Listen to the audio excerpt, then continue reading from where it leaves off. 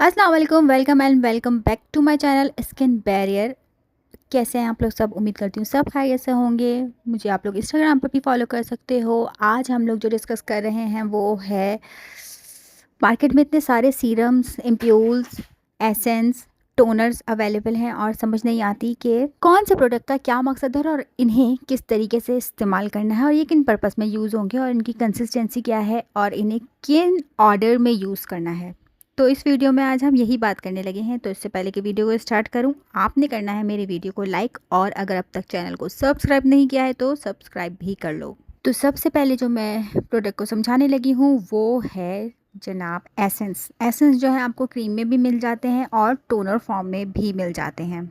ये बहुत ही light weight होते हैं और हाइड्रेटिंग ट्रीटमेंट में यूज़ हो रहे होते हैं। इसमें जितने भी इंग्रेडिएंट्स होते हैं वो ऐसे इंग्रेडिएंट्स यूज़ होते हैं जो हाइड्रेशन प्रोवाइड करें, लाइक हाइलोनिक एसिड हो गया और ग्लिसरीन हो गया, किसी ऐसे प्लांट का जो जिसकी प्रॉपर्टीज़ में हाइड्रेशन प्रोवाइड करना हो, उसके रूट के एक्सट्रैक्ट हो गए वगैरह वगैरह। की कंसिस्टेंसी जो होती है वो स्लाइटली जेल टाइप होती है, वाटरी जेल टाइप होती है और हल्का सा ये विस्कस होता है।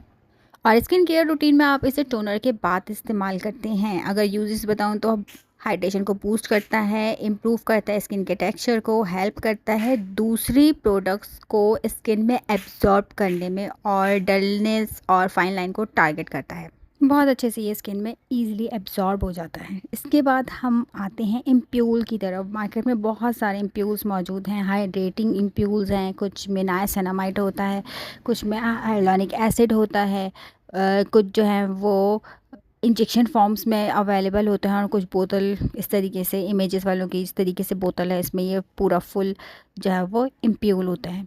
इम्प्यूल बेसिकली क्या होता है कि इसमें जो इंग्रेडिएंट है उसकी जो कंसंट्रेशन है वो काफ़ी हाई होती है। ये जो हैं वो सीरम और एसेंस के मुकाबले में काफ़ी कंसंट्रेटेड होते हैं। इनको वीक में सिर्फ एक दफ़ा इस्तेमाल किया जाता है। आप इसे अपने एज आ फेस मास्क के तौर पे इस्तेमाल कर सकते हैं, या अगर हाइड्रेटिंग आपके पास इम्प्यूल मौजूद है तो आप इसको हफ्ते में एक दफ़ा हाथ में निकाल कर टैप टैप टैप करके अपने चेहरे पर इस्तेमाल कर सकते हैं। Usually used as booster for short term results और when you need your skin need extra care. Uses की तरफ आएँ तो अगर क्विक रिजल्ट्स चाहिए हो स्पेसिफिक इशू के लिए, जैसे डिहाइड्रेशन हो रही है, डलनेस हो रही है, और इसको एज अ बूस्टर भी यूज़ कर सकते हैं फ्यू डेज़ और फ्यू वीक्स, मतलब 2 से 3 दिन, हफ्ते में 2 से 3 मरतबा इस्तेमाल कर लें तो काफ़ी डिहाइड्रेशन हो रही हो तो फ़र्क पड़ेगा।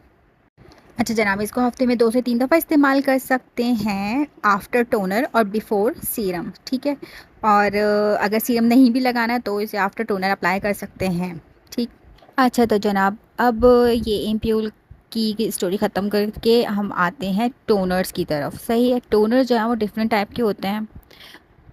ट्रीटमेंट टोनर्स भी होते हैं, रिफ्रेशिंग टोनर्स भी होते हैं, हाइड्रेटिंग टोनर्स भी होते हैं, बहुत सारी काइंड होती है टोनर्स की। लेकिन टोनर जो है वो एक water based skin care product है और क्लिनजिंग के बाद जो है उसे यूज़ किया जाता है और बेसिक पर्पस इसका होता है कि स्किन की जो पीएच है उसको बैलेंस कर सकें। क्लिनस करते हैं तो हमारी जो ऑयल है वो अच्छी तरीके से रिमूव हो जाता है चेहरे का, तो पीएच जो है वो अक्सर डिस्टर्ब हो जाती है, तो इसकी वजह से जो है स्किन की पीएच को टोनर जो हैं वो बैलेंस रखते हैं। साथ में स्किन के ऊपर कोई रेजिड्यू लेफ़्ट ओवर रह जाता है फेस क्लिनजिंग के बाद तो ये उसको भी रिमूव करते हैं और स्किन को प्रेप करते हैं कि बेटर एब्जॉर्प्शन हो सीरम लगाने की या बाकी की जो आप स्किन केयर रूटीन क्रीम्स हैं या सीरम्स हैं जो भी आप अप्लाई करने लगे हो उसकी बेटर एब्जॉर्प्शन जो है वो स्किन में तैयार करते हैं, प्रेप करते हैं स्किन को ताकि अच्छे से उसमें एब्जॉर्ब एब्जॉर्प्शन जो है वो बाकी की प्रोडक्ट की अच्छे से हो सके।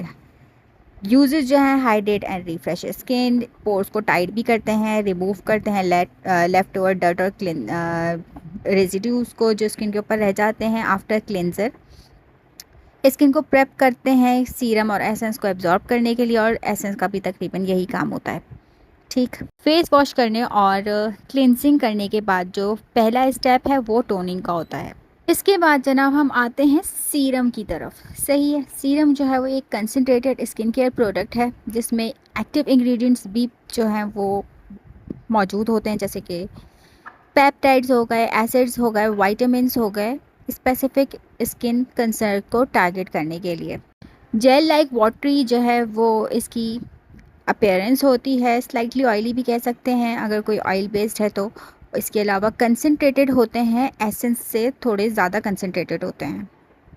ये जो यूज़ कर रहे होते हैं बेसिकली टारगेट करने के लिए, लाइक एक्नी वगैरह कोई स्पेशल कंसर्न हो उसको टारगेट करने के लिए एप्लीकेशन की जाती है, like acne, pigmentation, fine lines, dryness वगैरह। इसके अलावा ये रिपेयर एंड नरिश करते हैं, डीपर लेयर्स में जाकर स्किन को ब्राइट और फिल्म करते हैं, और ये एसेंस और टोनर के बाद यूज़ होते हैं। सबसे पहले जैसे अगर आपके पास सारी चीज़ें अवेलेबल हैं तो आपने सबसे पहले अपना फेस क्लीन करना है, उसके बाद टोनर अप्लाई करना है, उसके बाद कोई एसेंस अप्लाई करना है, और उसके बाद फिर आप सीरम अप्लाई करेंगे। ठीक है।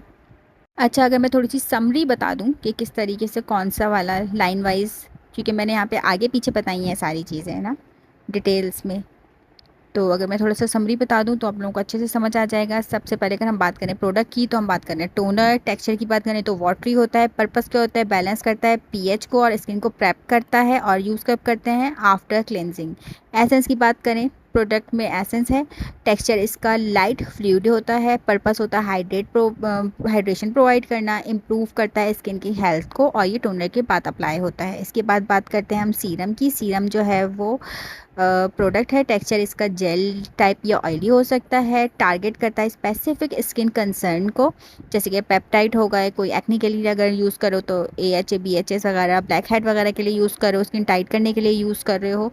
अच्छा, ये अप्लाई होता है आफ्टर एसेंस। इसके बाद है लास्ट एम्प्यूल। ये एक रिच और थिक जो है वो फ्लूइड होता है, और ये बूस्ट करता है ट्रीटमेंट को। इंटेंसिव केयर में यूज़ हो रहा होता है, और ये ओकेजनली यूज़ होता है, या हफ्ते में 1 से 2 दफ़ा इस्तेमाल कर लो मास्क की तरीके से। ठीक है। होप सो आपको इन चारों का डिफरेंस अच्छे से समझ में आ गया होगा। उम्मीद करती हूँ कि वीडियो पसंद आई होगी। अगर वीडियो पसंद आई है तो लाइक ज़रूर कर देना, और अगर अब तक चैनल को सब्सक्राइब नहीं किया है तो सब्सक्राइब भी कर दीजिएगा। दुआओं में याद रखिएगा, अपना बहुत ख्याल रखिएगा। नेक्स्ट वीडियो में मिलेंगे, तब तक के लिए अल्लाह हाफ़िज़।